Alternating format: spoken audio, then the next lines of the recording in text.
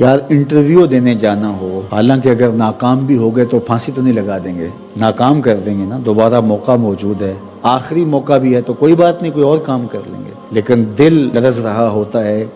اور عجیب انسان ایک مخمصے کی سی کیفیت میں ہوتا ہے۔ عدالت میں کوئی فیصلہ ہونا ہو اور وہ آپ کے خلاف بھی آ سکتا ہو، آپ کے حق میں بھی آ سکتا ہو،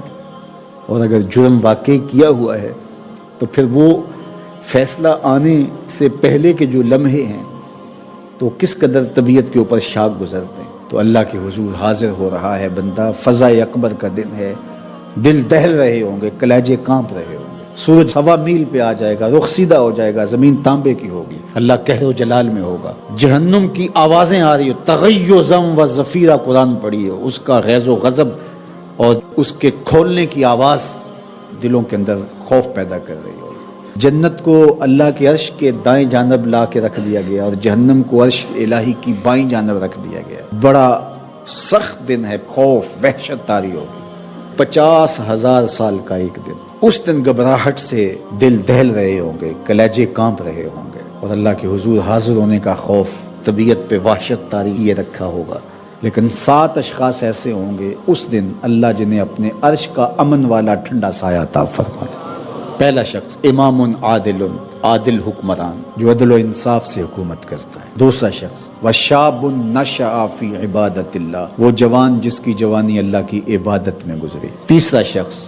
ورجل دعته امرأة ذات منصب وجمال فقال انی اخاف اللہ، وہ مرد جس کو کسی عورت نے دعوت گناہ دی، وہ معمولی خاتون نہیں تھی، صاحب منصب بھی تھی، صاحب جمال بھی تھی، اس مرد نے کہا انی اخاف اللہ، یا مرد نے دعوت دی تو عورت نے کہا انی اخاف اللہ، میں اللہ سے ڈرتی ہوں۔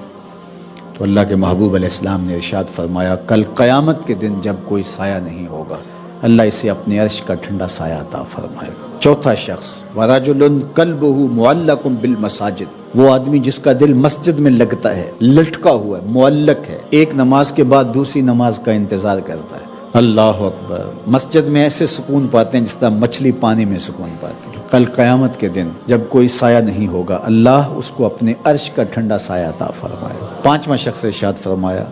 وَرَجُلَانِ تَحَابَّا فِي اللَّهِ اجْتَمَعَا عَلَيْهِ وَتَفَرَّقَا إِلَيْهِ، وہ آدمی جو ایک دوسرے سے اللہ کے لیے پیار کرتے ہیں، جب آپس میں ملتے ہیں تو اللہ کے لیے، جب جدا ہوتے ہیں تب بھی اللہ کے لیے۔ چھٹا شخص وَرَجُلٌ تَصَدَّقَ بِصَدَقَةٍ فَأَخْفَاهَا حَتَّى لَا تَعْلَمَ شِمَالُهُ مَا تُنْفِقُ يَمِينُهُ، وہ آدمی جس نے صدقہ کیا دائیں ہاتھ سے کیا، ایسے مخفی انداز سے کیا کہ بائیں کو بھی خبر نہ لگنے پائے۔ فیس بک تو دور کی بات ہے، اخبار تو دور کی بات ہے، میڈیا پہ ایڈ چلنا تو دور کی بات ہے، ہمسایوں کو پتہ لگنا تو دور کی بات ہے، سوسائٹی کو پتہ لگنا تو دور کی بات ہے، اس کے بائیں ہاتھ کو بھی نہ پتہ چلا دائیں نے کتنا صدقہ کیا، اتنے مخفی انداز سے کیا۔ تو فرمایا قیامت کے دن جب کوئی سایہ نہیں ہوگا اللہ اسے اپنے عرش کا ٹھنڈا سایہ عطا فرمائے۔ ساتواں شخص ورجل ذکر اللہ خالیا ففاضت عیناہ، وہ آدمی جس نے تنہائی میں بیٹھ کے اللہ کا ذکر کیا، اکیلا بیٹھا تھا، تنہا بیٹھا تھا، اللہ کا ذکر کر رہا تھا، یاد الہی میں مستغرق تھا، تو یاد الہی میں ایک کیفیت پیدا ہوئی، آنکھوں سے آنسو چھلکنے لگے، اللہ کی محبت میں رونے لگا، مجلس میں نہیں، خالیا تنہا تھا۔ مجلس میں ریاکاری کے مکان پائے جاتے ہیں لیکن وہاں تو یہ مکان بھی نہیں، اکیلا کسی جگہ بیٹھا تھا، آنکھوں سے آنسو چھلکنے لگے یاد الہی، محبت الہی میں چھم چھم رویا۔ اللہ کے محبوب فرماتے ہیں قیامت کے دن جب کوئی سایہ نہیں ہوگا اللہ اسے اپنے عرش کا ٹھنڈا سایہ عطا فرمائے۔ اور یہ بات ذہن میں رکھیے، جس کو اللہ قیامت کے دن اپنے عرش کا ٹھنڈا سایہ عطا کر دیا اس کے بعد کے معاملات بھی ٹھیک ہوں گے۔ تو فضا اکبر کے دن یہ لوگ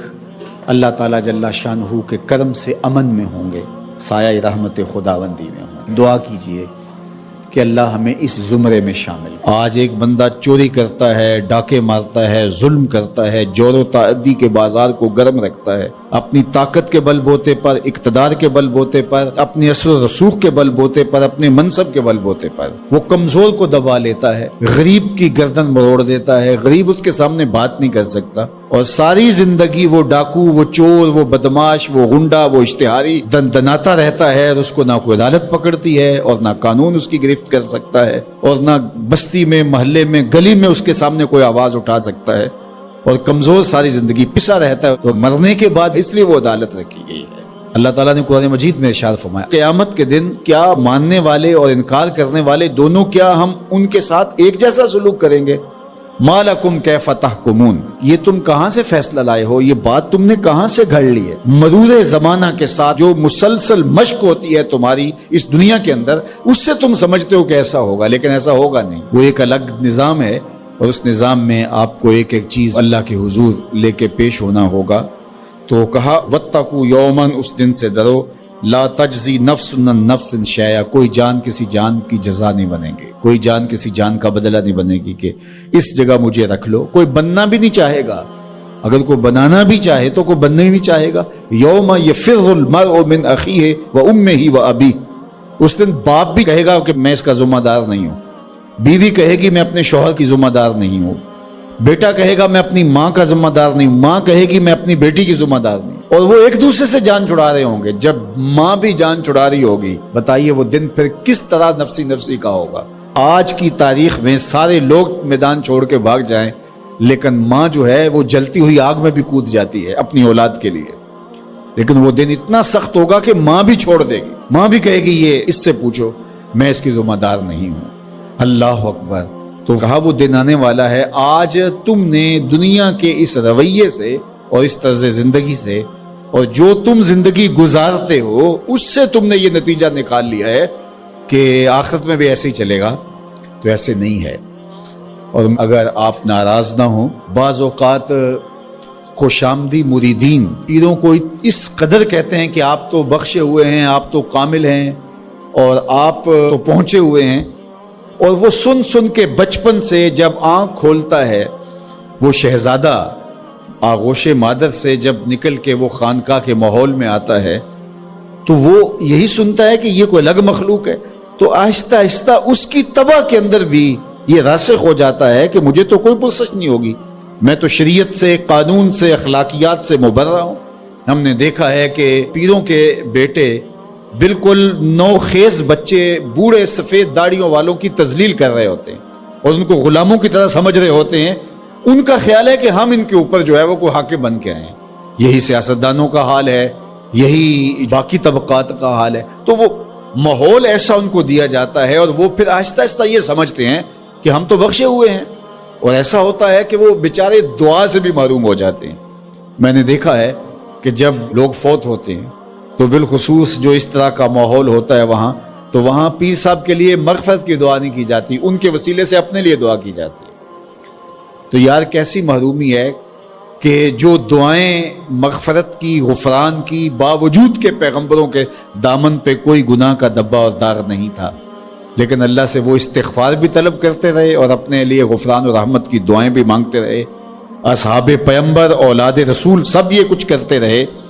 لیکن آج جو ہے وہ مجھے اچھی طرح یاد ہے کہ ایک دفعہ ہم کہیں فاتحہ پڑھنے گئے، بہت پرانی بات بھی نہیں ہے، کوئی 10 سال پرانی بات ہوگی، تو وہ جو صاحب فوت ہوئے تھے تو میں نے غفران و مغفرت کا کوئی لفظ کیا تو میری طرف بڑی تیکھی نظروں سے لوگ لکھنے لگے، یعنی کیا آپ ان کے لیے مغفرت کی دعا کریں گے؟ یعنی یہ تو بخشے ہوئے ہیں، میں اور آپ کسی کے لیے